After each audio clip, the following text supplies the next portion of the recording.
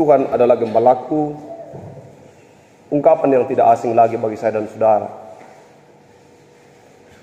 Dulu, dalam tradisi Yahudi, seorang gembala akan mengambil sebuah sikap ekstrim, yaitu mematahkan kaki seekor domba yang tidak setia.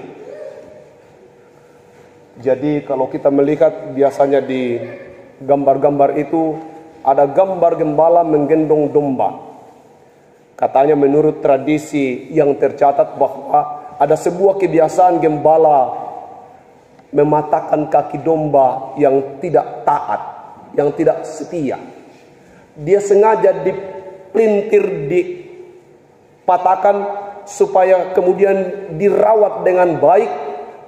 Dia digendong kemanapun gembala itu pergi. Sehingga memang pada saat pertama ketika domba itu dipatahkan, dia sangat kesakitan, dan pasti kalau dia bisa bicara, dia pasti berkata, "Tuhan, ini sangat kurang ajar." Tetapi dalam proses penyembuhan selama berbulan-bulan itu, gembala memberi perhatian khusus secara spesial kepada domba itu. Dia digendong, dirawat, diberi minum secara khusus, diberi makan secara khusus. Dia tidak bekerja apa-apa, tapi dia kemudian kenyang bersama dengan yang lain.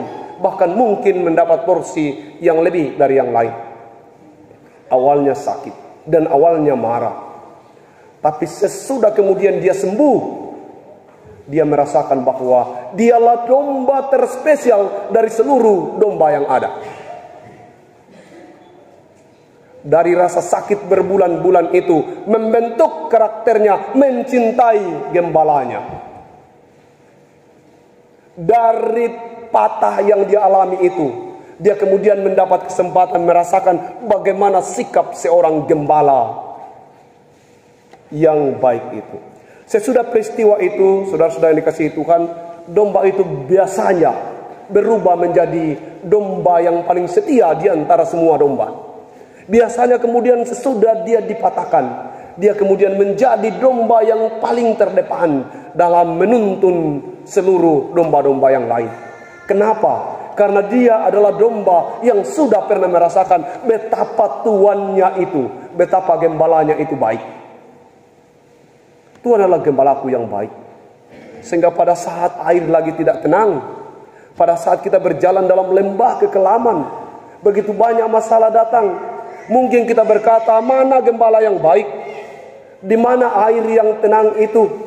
Di mana dia hendak membaringkan saya? Di mana rumput hijau itu? Sering dalam keadaan seperti itu, kita mengambil sikap seperti domba yang nakal tadi. Padahal sungguhnya mungkin Tuhan sedang mematahkan kaki kita, sedang memotong perjalanan kita yang berbahaya itu, dengan maksud bahwa Tuhan sedang menggendong kita secara pribadi dalam pergumulan kita. Mazmur 51 kalau kita membaca lanjutan Mazmur ini berkata tentang, biarlah aku mendengar kegirangan dan sukacita, biarlah tulang yang kau remukkan bersorak-sorai.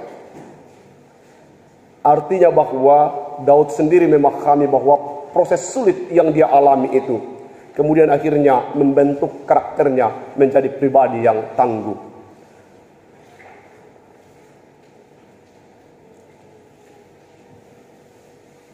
Jemaat yang dikasihi Tuhan, berbicara tentang domba dan gembala, maka kita harus belajar tentang cerita Alkitab ini diceritakan dalam keadaan dan konteks seperti apa. Ini yang digembalakan adalah domba. Domba itu berbeda dengan kambing. Domba itu gembalanya duluan, seluruh domba ikut dari belakang. Kemana gembala pergi, kesitulah domba ikut. Beda dengan kambing. Kalau Anda lihat gembala kambing, tidak ada gembala kambing duluan. Gembala kambing itu di belakang. Pokoknya dari belakang itu kambingnya dibawakan pecambuk. Tapi beda dengan domba.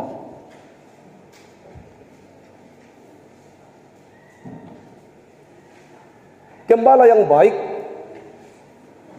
suaranya diketahui oleh dombanya. Tapi tidak berakhir di situ. Domba yang baik mengenal suara gembalanya. Gembala yang baik mengenal dombanya, dan domba yang baik mengenal gembalanya. Pertanyaan berikutnya, terlalu lazim kalau kita bicara tentang bagaimana cerita gembala itu. Yang mau ceritakan di gembala, Tuhan adalah gembalaku, adalah beberapa cerita seperti ini. Ini tentang gembala dan domba. Apa reaksi gembala ketika domba mati? Pertanyaan baru untuk kita renungkan. Jangan kita hanya menceritakan, merenungkan bahwa apa yang terjadi, bahwa gembala membawa kepada rumput yang hijau, mencari air dan seterusnya, dan kemudian gembala menjaga dengan gara dan tongkat supaya terhindar dari bahaya. Apa yang terjadi kalau domba mati? Apa yang gembala buat?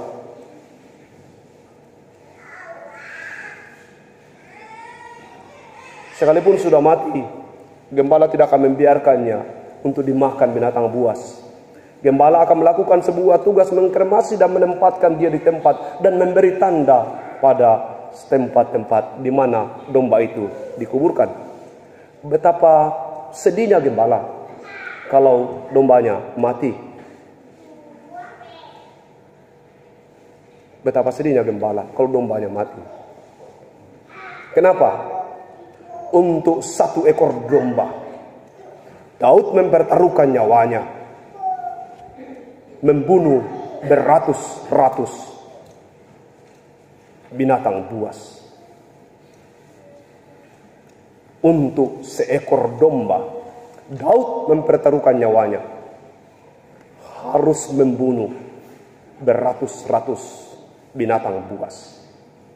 Kalau dipikir berapa 1 ekor domba, izinkan harimau, izinkan singa untuk memakannya. Saya sudah kenyang, silakan pergi.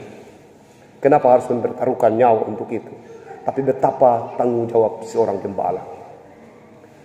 Pertanyaan berikutnya, apa yang terjadi kalau gembala mati? Domba bikin apa?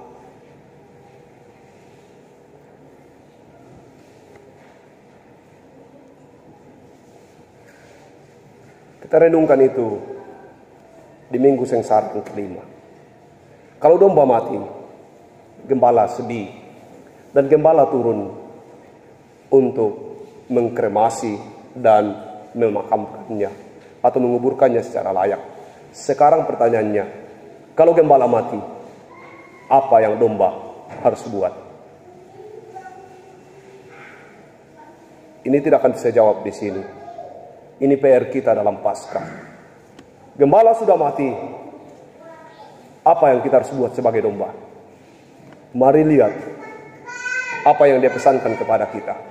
Nanti di Paskah kita dapat pesan untuk tidak takut. Sebagai jaminan ketika gembala mati, dia tetap ada untuk saya dan saudara. Dia mendahului kita ke Galilea. Dan hari ini merupakan momentum hari ulang tahun Persekutuan Pemuda yang ke-53. Beberapa hari yang lalu, dalam acara ulang tahun pemuda itu, kami mencoba menggunakan pakaian-pakaian zaman dulu. Betapa itu kemudian menjadi hal yang lucu. Saya justru kaget. Saya kira foto saya yang ganteng itu, yang sengaja saya upload lebih dulu, yang berpegangan dengan perempuan yang sinting. Pikir saya akan dikomen begitu banyak orang, karena saya lihat kali itu saya cukup ganteng dengan penampilan. Tapi ternyata bukan itu yang dikomen orang. Yang dikomen orang yang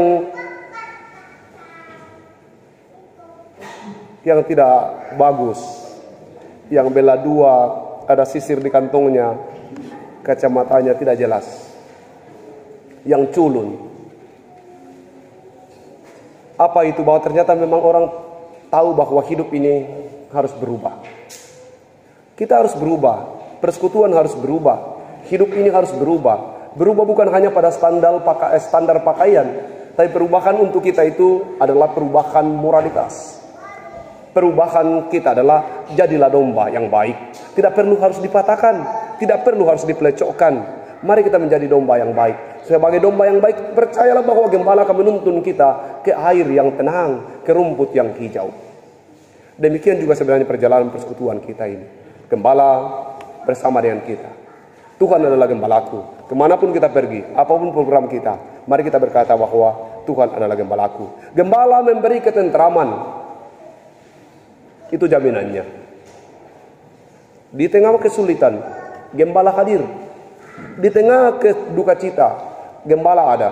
Di saat kita bersuka cita bersama dengan Gembala. Kita bersuka cita, kita bergembira, kita melakukan segala kegiatan bersama dengan Gembala. Dia adalah Gembala yang setia. Dia adalah Alfa dan Omega. Dia adalah Yesus Kristus. Gembala ada dalam segala situasi. Selamat menikmati pengorbanan Gembala untuk saya dan saudara. Dia mati dalam upaya mencari domba. Satu domba. Dan dia sudah menemukannya. Domba itu adalah saudara. Dia mati untuk mencari satu domba. Sekali lagi, hanya untuk satu domba. Gembala mati hanya untuk satu domba. Yang satu itu siapa? Saudara. Kalau kita semua merasakan sekarang bahwa Kristus mati hanya untuk satu domba, yaitu untuk siapa? Untuk saya. Sehingga dengan begitu betapa spesialnya saya, sehingga untuk saya seorang ini dia mati. Lalu kemudian, apakah itu hanya untuk satu orang saja? Kalau setiap orang berkata dia mati hanya untuk saya, khusus untuk saya, maka kematiannya akan berlaku untuk semua. Mari kita memahami bahwa dia mati hanya untuk saya. Pada saat saya menerimanya, maka bersukacitalah sang Gembala itu. Kalau semua satu jemaat berkata dia mati hanya untuk saya, semua orang berkata hanya untuk saya dia mati, maka kematiannya berlaku untuk semua. Semua diselamatkan.